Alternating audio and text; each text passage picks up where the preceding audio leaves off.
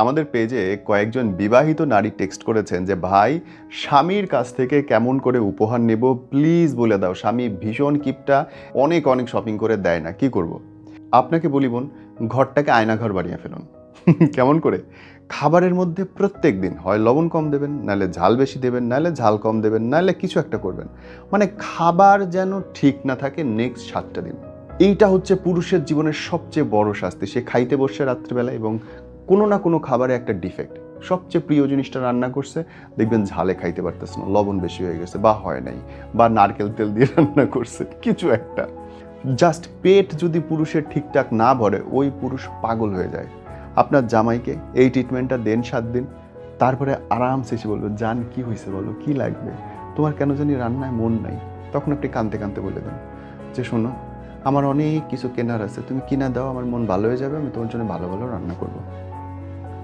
ভিডিওর নিচে কমেন্ট করেন কাজ হয় কিনা। হ্যাঁ।